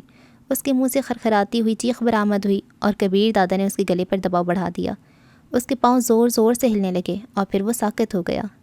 چند لمحے پہلے ایک بے بس ہوازادی کی چیخوں اور آہوزاری سے لذت کشید کرنے والا عبرت ناک انجام سے 2-4 ہو گیا تھا۔ اس کا سانس نکلتی کبیر دادا نے اسے گھما کر بیت الخلاء کے دروازے کی طرف اچھالا۔ وہ دروازہ کھولتا ہوا آدھا بیت الخلاء کے اندر اور آدھا باہر پڑا رہ گیا۔ اس کے مرتے کبیر دادا کے چہرے کے عضلات اعتدال پذیر ہو گئے۔ اس نے سر گھما کر دیکھا، تناوش کپڑے پہن چکی تھی۔ کبیر دادا کو دیکھتی ہر خوف اور ڈر اس کے دل سے رخصت ہو گیا تھا۔ اللہ پاک نے اس کی دعاؤں کو شرف قبولیت بخش دیا تھا۔ کاش میں نے آپ کی آمد کے ساتھ آپ کے ساتھ کی بھی دعا مانگ لی ہوتی۔ تناوش کے دل میں حسرت جاگی۔ کبیر دادا کو اپنی جانب متوجہ دیکھ کر اس نے سر جھکا لیا تھا۔ کبیر دادا کی سمجھ میں نہیں آ رہا تھا کہ اس سے کیا بات کرے، بس اس کے اندر ایک شکوہ کرتی سوچ ابل رہی تھی۔ دیکھ لیا مجھ سے دور جانے کا انتظام، اکیلی لڑکی کے ساتھ یہ درندے ایسا سلوک کرتے ہیں، میرے لیے نہیں تو اپنی حفاظت کے لیے تو تم میرے ساتھ رہ سکتی تھی۔ دوسری جانب تناوش کے دل میں شور بپا تھا۔ دیکھ لیا خود سے دور کرنے کا انتظام، کیسے بے عزت اور خوار ہو رہی ہوں۔ ایک ظالم نے کتنا رلایا اور ستایا، اگر اپنی ملازمہ بنا کر رکھ لیتے تو کوئی اپنا گندا ہاتھ تو میری جانب نہ بڑھاتا۔ چلو، وہ مختصراً کہتا ہوا باہر کی جانب مڑ گیا۔ اس کے سامنے آتی وہ خود کو بے بس سا محسوس کر رہا تھا۔ اس کا ارادہ ایک دم اپنی ساس سے بات کرنے کا ہو گیا تھا۔ شاید وہ جہاں دیدہ عورت تناوش کو مشکلات کو سمجھتے ہوئے اسے کبیر دادا کے ساتھ جانے پہ مجبور کر دیتی۔ تناوش سر پہ دوپٹہ ٹھیک کرتی ہوئے اس کے پیچھے چل پڑی۔ رہ رہ کر اس کے ہونٹ کبیر دادا سے بات کرنے کے لیے لرزتے، مگر پھر رک جاتی۔ کیا معلوم اسے جھڑک دیتا یا دھتکارتے ہوئے دفع ہو جانے کا کہتا۔ ایک دفعہ وہ پاشا کی زبانی دھتکارے جانے کی اذیت سہہ چکی تھی، اب وہی باتیں کبیر دادا کی زبانی سن کر یقیناً وہ اپنے آنسو نہ روک پاتی، مگر اس کا یہ مطلب بھی نہیں تھا کہ وہ اس سے بات نہیں کرنے والی تھی۔ دوسرے شہر جانے سے پہلے وہ ایک بار ضرور اس سے ملنے کا ارادہ کر چکی تھی۔ امتیاز اور بخش باہر دروازے ہی پر کھڑے تھے، جبکہ باقر اور رخسار فصیح الدین کے بے ہوش پڑے محافظوں کے ساتھ کھڑے تھے۔ عظیم وہاں موجود ملازمہ سے کچھ کر رہا تھا۔ کبیر دادا کو باہر نکلتے دیکھ کر وہ ملازمہ کو چھوڑ کر جلدی سے کبیر دادا کے پیچھے چل پڑا۔ ان کا کیا کرنا ہے دادا؟ باقر نے فصیح الدین کے محافظوں کی جانب اشارہ کیا۔ چھوڑ دو، کبیر دادا کے بغیر رکے آگے بڑھ گیا۔ ڈرائیوروں نے گاڑیاں موڑ کر کھڑی کی ہوئی تھیں۔ عظیم نے آگے بڑھ کر اکبی نشست کا دروازہ کھول دیا۔ کبیر دادا وہاں بیٹھے بغیر دوسری جانب گھوم گیا۔ یقیناً اس نے تناوش کے لیے خالی دروازہ چھوڑا تھا۔ تناوش خاموشی سے اندر گھس کر سر جھکا کر بیٹھ گئی۔ کبیر دادا کے بیٹھتے ہی عظیم ڈرائیور کے ساتھ بیٹھا اور شہزاد نے کار آگے بڑھا دی۔ دیکھ لیا کیا کہا تھا؟ امتیاز اپنے اندازے کی درستی پر بخش کو مخاطب تھا۔ یار پتہ نہیں تمہیں کیسے اندازہ ہو جاتا ہے، بخش نے کسی آنے انداز میں سر ہلا دیا۔ امتیاز فلسفیانہ لہجے میں بولا، جگر کبیر دادا اتنا پریشان اور بدحواس اس سے پہلے میں نے کبھی نہیں دیکھا، اور انسان کی ایسی حالت تب ہوتی ہے جب اس کی عزت پر بنی ہو۔ ویسے یہ نمازن ہر وقت کسی نہ کسی کے ہاتھوں پھنسی رہتی ہے۔ بخش بھی امتیاز کی تقلید میں تناوش کو نمازن کہنے لگا تھا۔ یہ بھی تو دیکھو، اسے جس نے بھی میلی ہاتھ سے چھونے کی کوشش کی وہ عبرتناک انجام سے دو چار ہوا ہے۔ دلاور شیخ، خاور شیخ اور فاسی حد چھٹ جیسا آدمی بھی نہ بچ پایا۔ بخش نے کہا، ویسے فاسی کی موت پر کافی ہنگامہ کھڑا ہوگا۔ امتیاز ہنسا، کبیر دادا ایسے ہنگاموں کو پاؤں کی ٹھوکروں میں اڑا دیتا ہے۔ صحیح کہا، بخش نے اس کی تائید میں سر ہلا دیا تھا۔ کار کے آگے بڑھتی عظیم نے پوچھا، دادا کہاں جانا ہے؟ کبیر دادا نے کہا، تناوش کے گھر۔ تناوش کا دل دھک سے رہ گیا تھا۔ اس سے پہلے کہ اس کے دل میں ذرا سی امید بقایا تھی کہ شاید اسے خوابوں کی جنت میں جانے کا موقع مل جائے، مگر اس کی یہ خواہش شرمندہ تعبیر نہیں ہو سکی تھی۔ تمام اپنی اپنی سوچوں میں گم تھے۔ اس سے پہلے ہمیشہ تناوش نامحسوس انداز میں کھسکتی ہوئی کبیر دادا کے ساتھ لگ کر بیٹھ جایا کرتی تھی۔ آج کبیر دادا کا رواں رواں دستے دعا بنا، اس کی قربت کا مطمئن نہیں تھا، مگر وہ سیٹ کے دوسرے کنارے سر جھکائے بیٹھی تھی۔ اس کے وجود سے اٹھتی ہوئی بھینی بھینی خوشبو کبیر دادا کے دل کی حسرتوں کو بڑھا رہی تھی۔ تناوش کے گھر تک وہ خاموش بیٹھے رہے تھے۔ وہ کوشش کے باوجود اسے کوئی بات نہیں کر سکا تھا، اور نہ وہ چاہتے ہوئے اپنے دل کا حال بیان کر سکی تھی۔ تناوش کے گھر کے سامنے کار رکتے ہی وہ نیچے اترتے ہوئے بولا، تم لوگ یہیں انتظار کرو۔ اس کی دیکھا دیکھی تناوش بھی نیچے اتر گئی۔ دروازے کی پٹ میں جھری دیکھتے ہوئے وہ دستک دینے کا ارادہ ترک کر کے دروازے کو دھکیلتا ہوا اندر گھس گیا۔ تناوش بھی اس کے پیچھے اندر داخل ہو گئی، مگر اسے کبیر دادا کے اپنے گھر میں داخل ہونا حیرانی ضرور ہو رہی تھی۔ شاید امی جان کو میری شکایت کرنے جا رہا ہو، اس نے سوچا، مگر اس کے ساتھ ہی اسے خیال آیا کہ آخر کیا شکایت کرے گا؟ میں کوئی اپنی مرضی سے تو وہاں سے نہیں گئی تھی، وہ مجھے اغوا کر کے لے گئے تھے، اس میں میرا تو کوئی قصور نہیں۔ ذہن کے گھوڑے دوڑاتے ہوئے وہ اس کے پیچھے چلتی رہی۔ بشرا کمرے میں گھسی تھی، جو ہی کبیر دادا تناوش کو لیے گلا کھنکھارتا ہوا اندر داخل ہوا۔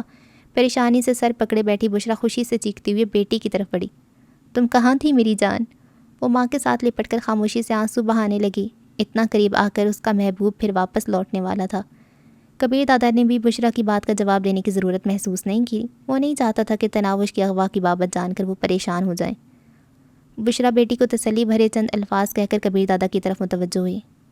تو اسے آپ لے گئے تھے؟ کبیر دادا کی خاموشی کو اس بات میں جانتے ہوئے اس کی بات جاری رہی۔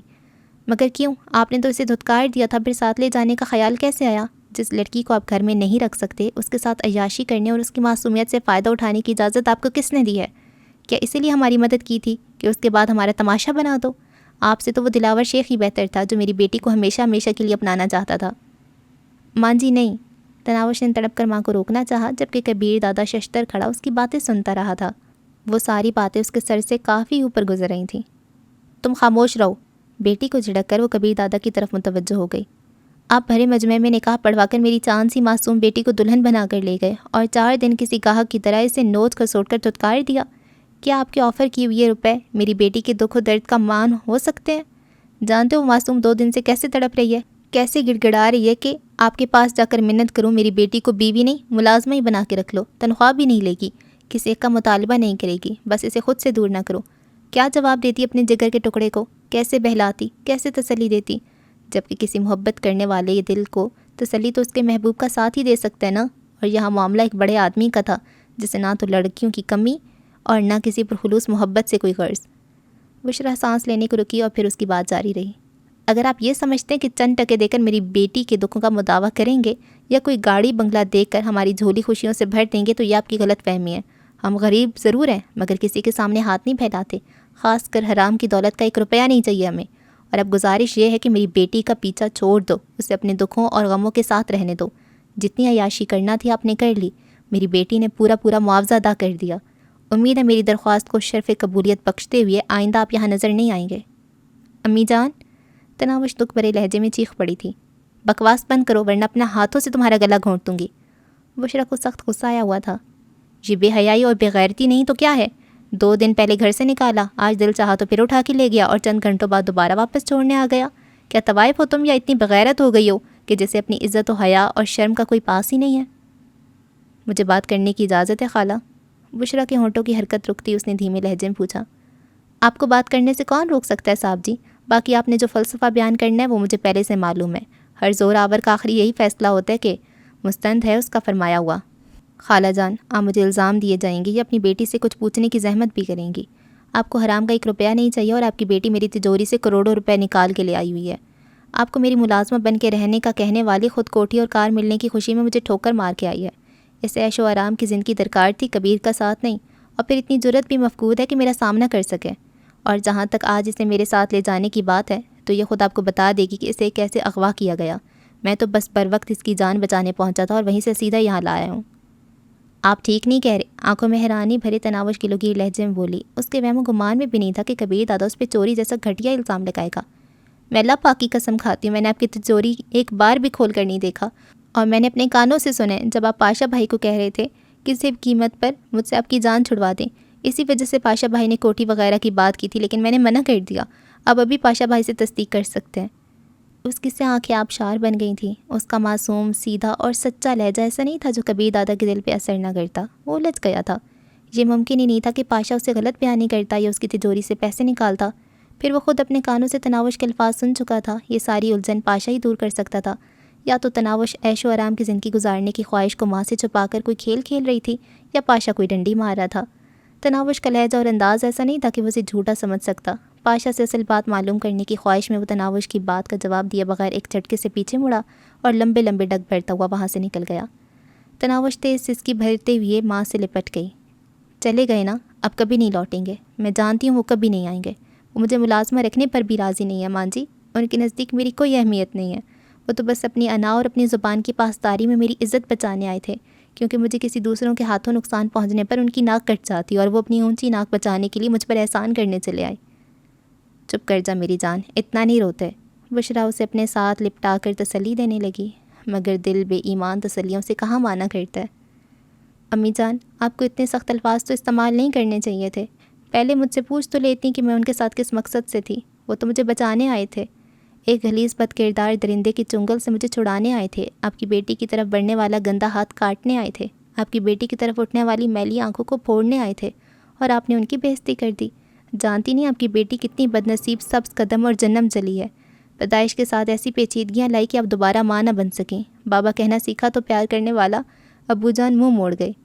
جوان ہوئی تو پیارے بھیا روٹھ گئے، اور شادی کے 1 ہفتے بعد ماں کے دروازے پہ آن بیٹھی۔ وہ سسکیاں بھرتے، کبھی کبھی دادا کی شکایت کرنے لگتی، کبھی ماں کو گلہ کرنے لگتی، اور کبھی بدنصیبی کا رونا رونے لگتی۔ بشرا بھی آنکھوں میں پیدا ہونے والی نمی کو روکے اسے مسلسل پچکار کر تسلیاں دے رہی تھی۔ ماں جی، کیا میں خوبصورت نہیں ہوں؟ ہچکیاں بھرتی ہوئی اس نے بساختہ پوچھا، پگلی نہ ہو تو تم تو شہزادی ہو شہزادی، پھر انہیں اچھی کیوں نہیں لگتی ماں جی؟ اچھا لگنے کا انحصار صورت پر تو نہیں ہوتا میری جان، اور چھوڑو جانے دو، اگر اسے تمہاری ضرورت نہیں تو تم کیوں خود کو ہلکان کر رہی ہو؟ مجھے تو ان کی ضرورت ہے نا ماں جی، اس نے گلوگیر لہجے میں کہا۔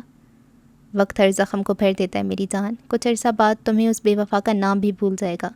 یہ شہر ہم یوں بھی چھوڑ دیں گے، اور پھر دیکھ لینا میں اپنی شہزادی کے لیے کیسے راجکمار کا رشتہ ڈھونڈتی ہوں، اس کے ساتھ مل کر نئی زندگی گزارنا۔ تناؤ شعلے سے بڑبڑائی، زندگی اب کے میرا نام نہ شامل کرنا، گر یہ طے ہے کہ یہی کھیل دوبارہ ہوگا۔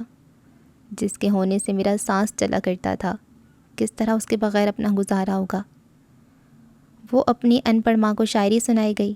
بشرا نے ہنس کر اس کا منہ ٹھیک کرنا چاہا، مگر وہ آنکھیں نم کیے ماں کی گود میں لیٹی رہی۔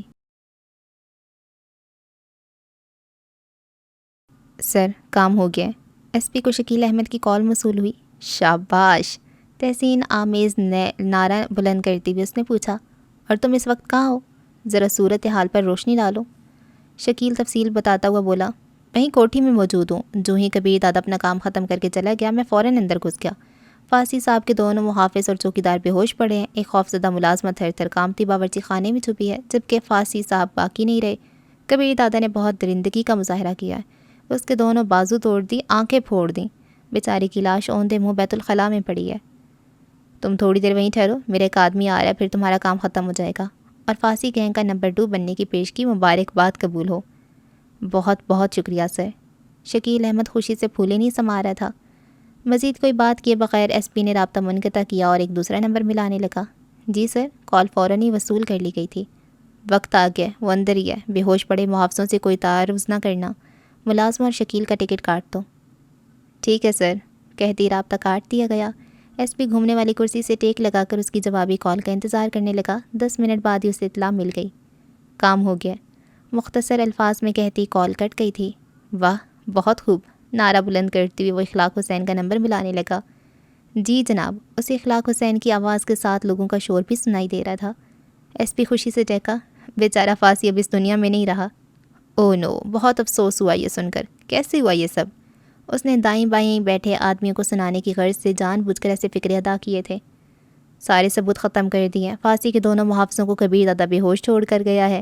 لازماً دونوں نے اس کی شکل دیکھی ہوگی، وہی بتائیں گے کہ یہ کام کس کا ہے۔ بس تم اہم آدمیوں کو لے کر موقع پر پہنچو۔ ٹھیک ہے، کہہ کر اخلاق حسین نے کال کاٹ دی۔ اس کے ساتھ ہی وہ دونوں ہاتھوں سے سر تھام کر بیٹھ گیا۔ نشاد اور نقیب اللہ جان اس کی دائیں بائیں بیٹھے تھے۔ کیا ہوا شاہ جی؟ نشاد افریدی نے انجان بنتے ہوئے پوچھا۔ بہت برا ہوا یار، ایس پی ضمیر حسین بتا رہے تھے کہ فصیح الدین کو ان کی اورنگ زیب کالونی والی کوٹھی میں کسی نے بے دردی سے قتل کر دیا، ہمیں وہاں جانا چاہیے۔ چلیں؟ نشاد افریدی فوراً کھڑا ہو گیا۔ چند منٹ بعد سرگوشی میں یہ بات تمام گینگ کے بڑوں تک پہنچ گئی تھی۔ تقریب کو عورتوں کے حوالے کر کے وہ اپنی اپنی کار میں مطلوبہ سمت کو روانہ ہو گئے۔ پولیس وہاں پہلے سے پہنچی ہوئی تھی۔ فصیح الدین کے دونوں محافظ اور چوکیدار پولیس کی حراست میں تھے۔ ایس پی بذات خود وہاں موجود تھا۔ اس نے تمام کو پہلے تو فصیح الدین کی مسخ لاش دکھائی اور پھر ایک علیحدہ کمرے میں لے جا کر بولا، نہایت افسوس سے کہنا پڑ رہا ہے کہ یہ کام کبیر دادا کا ہے۔ فصیح الدین کے دونوں محافظ ہمیں بے ہوش پڑے ملے ہیں۔ انہیں سے پتہ چلا کہ کبیر دادا اپنے محافظوں کے ہمراہ یہاں آیا تھا۔ دونوں محافظوں کو بھی کبیر دادا ہی نے بے ہوش کیا۔ یہ کیسے ہو سکتا ہے؟ پاشا نے نفی میں سر ہلایا۔ کبیر دادا کسی پر چھپ کر وار نہیں کرتے۔ پاشا ٹھیک کہہ رہا ہے، مجھے بھی یہ کوئی سازش لگتی ہے۔ کاشف راجپوت نے فوراً اس کی تائید کی تھی۔ کیا بچکانہ باتیں کرے ہو یار، ایس پی نے منہ بنایا۔ دونوں محافظوں کی اتنی جرأت کہ وہ بغیر کسی خوف کے کبیر دادا کے نام بک دیں۔ 1 منٹ میں دادا سے بات کرتا ہوں۔ پاشا موبائل فون نکال کر کبیر دادا کا نمبر ملانے لگا۔ فوراً میرے پاس پہنچو۔ کال وصول کرتی کبیر دادا بغیر رسمی کلمات کی ادائیگی کے بولا، ٹھیک ہے دادا میں آ رہا ہوں، لیکن ایک بری خبر ہے، فصیح الدین کو کسی نے قتل کر دیا۔ میں نے کیا ہے، تم یہاں پہنچو، بہت ضروری بات کرنا ہے۔ ٹھیک ہے دادا میں آ رہا ہوں۔ پاشا فون جیب میں ڈالتا ہوا ایس پی کی جانب متوجہ ہوا۔ دونوں محافظ ٹھیک کہہ رہے ہیں، آپ انہیں پولیس کے پاس نہ جانے دیں۔ ایس پی کے ہونٹوں پر میں نے خیز مسکراہٹ ابھری۔ پاشا صاحب، آپ کے کہنے سے پہلے ہی میں دونوں محافظوں کو محفوظ مقام پہ منتقل کر چکا ہوں۔ میں دادا کے پاس جا رہا ہوں اور میرا خیال ہے کہ کل کے دن بیٹھک رکھ لیں۔ پاشا مشورہ چاہنے کے انداز میں شہاب قصوری کی طرف متوجہ ہوا اور شہاب قصوری کے سر ہلانے پر وہ باہر نکل گیا۔ شہاب قصوری کہنے لگا، تقریباً تمام یہاں موجود ہیں، کل 1 بجے اس مسئلے پر بات چیت ہوگی۔ فصیح الدین کی جگہ تیمور علی آ جائے گا۔ نشاد افریدی نے مشورہ چاہا۔ وہ فصیح الدین کا نمبر 2 تھا۔ شاب قصوری نے سر ہلایا. ٹھیک ہے، اگر تمام راضی ہیں تو اسی کو بانٹ دو. اخلاق حسین نے لقمہ دیا. یہ ضروری بھی ہے، ورنہ تو باقی کے تمام سربراہ اس گینگ پر قبضہ کرنا چاہیں گے اور خطرہ ہے اس سے جھگڑا جڑ پکڑ جائے گا. میں اسے سمجھا دیتا ہوں. ایس پی کمرے وہاں سے نکل کر اس کی طرف چل دیا جہاں تیمور علی موجود تھا. ایس پی کے علاوہ کسی کو یہ معلوم نہیں تھا اس تمام منصوبے میں تیمور علی پیش رہا تھا. اس کا مطمئن نظر گینگ کے سربراہی کا حصول تھا اور اب ایس پی اسے یہی خوشخبری سنانے جا رہا تھا. اس بارے تو ایس پی نے نوشاد افریدی اور اخلاق حسین کو بھی بے خبر رکھا تھا.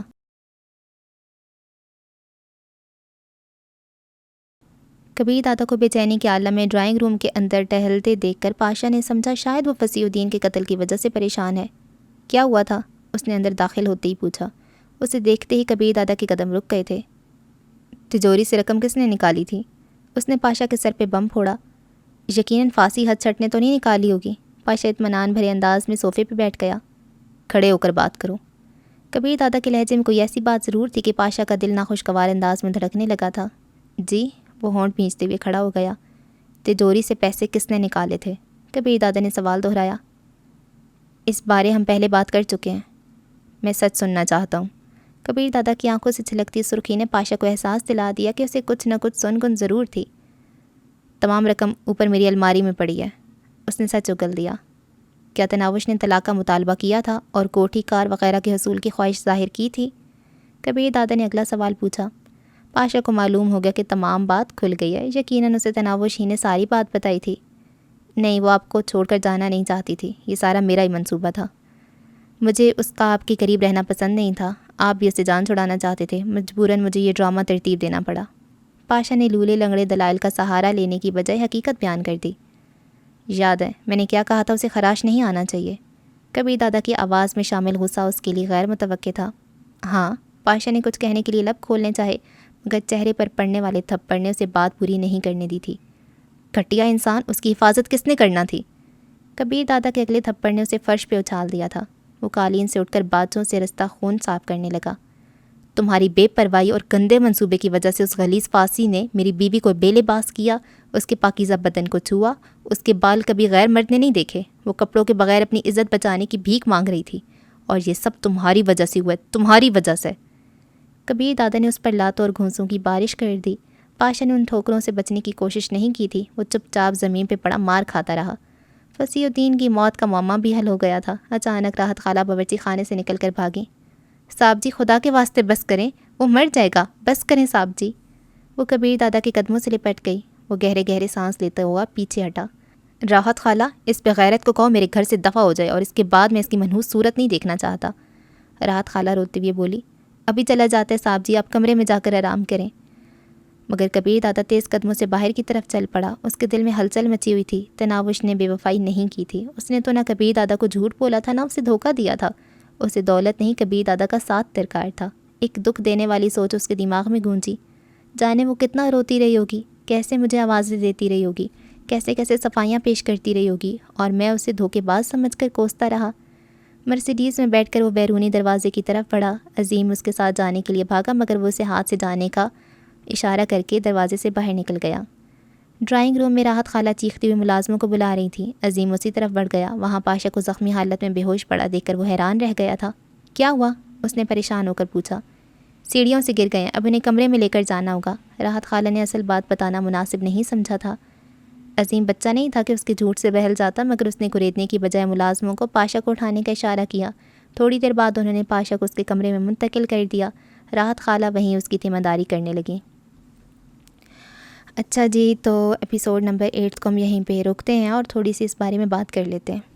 مطلب پہلے بات کر لیتے ہیں. پاشا صاحب کوٹھی میں آ گیا ہے تاکہ پورا بندوبست کیا ہے اس نے کہ اگر وہ اس کے پاس جائے گا کبھی اپنے دل کے ہاتھوں مجبور ہو کر تو وہ اس کو پھر سے اس کی برین واشنگ کر دے گا. یار یہ پاشا کیا چیز ہے، کوئی اتنا زیادہ پوزیسو ہے یہ اپنے دادا کے لیے کہ اس کو کوئی دادی نہیں لینے دے رہا. مطلب یار شادی کر لی ہے، کیا ہو گیا، سب شادی کرتے ہیں، وہ اپنی زندگی گزارتا. لیکن نہیں، اس سے تھا کہ میرا جو دادا ہے نا یہ پاگل ہو جائے گا محبت میں. بھائی صبر کر جاؤ، ابھی تو ایک ہفتہ ہوا ہے. شروع میں تو ویسے بھی سارے ایسے ہو جاتے ہیں. کوئی حال نہیں ہے پاشے کا. ٹھیک اسے لاتے پڑی ہیں اور پڑھنی چاہیے تھی. اور پھر اس کے بعد اس نے اس کا خیال بھی نہیں رکھا. اس کو پتہ تھا اس کی حفاظت کرنی چاہیے تھی, کم از کم ایک تو بندے ہی وہاں پہ بٹھا لیتا. اس سے تو اچھا وہ دلاور شیخ تھا جو ہر جگہ اپنے بندے چھوڑتا تھا اس کی خیال رکھنے کے لیے, اس پہ نظر رکھنے کے لیے. کوئی حال نہیں پاشے کا. پھر اسے اٹھا کے لے گیا, اور ان کا پلان بالکل ٹپ ٹاپ تھا, اتنا زبردست پلان بنایا تھا اس ایس پی نے. آخر میں اس نے شکیل کو بھی مروا دیا, مطلب سارا ہر طرح سے کلین کر دیا سارا انتظام نا. وہ بڑا اچھا اس نے کیا, اور وہ بالکل ویسا پرفارم بھی ہوا ہے. مطلب کبیر نے بھی فارسی ہچٹ سے کوئی صفائی نہیں مانگی, کچھ بھی نہیں پوچھا. تھوڑی دیر وہ پوچھ لیتا تو وہ بھی بتا دیتا کہ ہاں بھائی مجھے تو نہیں پتہ, مجھے تو وہ رخسار بیگم کہ کون سی بیگم تھی اس نے سپلائی کیا لڑکی. لیکن نہیں, وہ بھی اس کے بازو سارے اس نے توڑ تاڑ دیے اور اس سے بات ہی نہیں کرنی دی. اور اب کیا ہوئے گا, اب یہی ہوئے گا, وہ فارسی ہٹ سٹ اس کا رشتہ دار ہے نا شمشیر دادا کا, اور وہ آئے گا اور پھر دیکھے گا کیا کرنا ہے. اور مجھے لگتا ہے اس سے کبھی زیادہ بھی ڈرتا ہے, اس کی عزت کرتا ہے. اور یہاں پہ چلیں اس کا معاملہ حل ہو گیا. مجھے لگا کہ یہ لمبا اسٹار پلس کا ڈرامہ بن جائے گا کہ دونوں کے اندر درمیان غلط فہمیاں رہیں گی, پر بہت جلدی غلط فہمی ختم کر دی. کریڈٹ گوز ٹو ماں جی, جو کہ اپنے دل کا غبار نکال دیتی ہے. یہ نکال دینا چاہیے, ایکسپریس کر دینا چاہیے, پھر آگے دیکھا جائے گا, ہے نا. غلط فہمیاں ختم ہو جاتی ہیں یار. کمیونیکیشن از دا کی. کوئی بھی مسئلہ ہے بہن بھائیوں کے درمیان میں ہے, کوئی بھی کسی بھی طرح کا دوستوں کے درمیان مسئلہ ہے, دل میں اس کو رکھنے سے وہ بات بڑھتی جائے گی, غلط فہمیوں میں اضافے ہوتے جائیں گے. اس کو ایک دفعہ نکال دو باہر. ایک دفعہ جب نکال دو گے نا, کمیونیکیشن کرو گے اپنی طرف سے, اگلا بھی پھر کوئی نہ کوئی کمیونیکیشن کرے گا, اور پھر آپ کا مسئلہ حل ہو جائے گا. مسئلے کو حل کرنا ہوتا ہے, اگنور نہیں کرنا ہوتا. ٹھیک ہو گیا جی, دعاؤں میں یاد رکھیں. اللہ حافظ.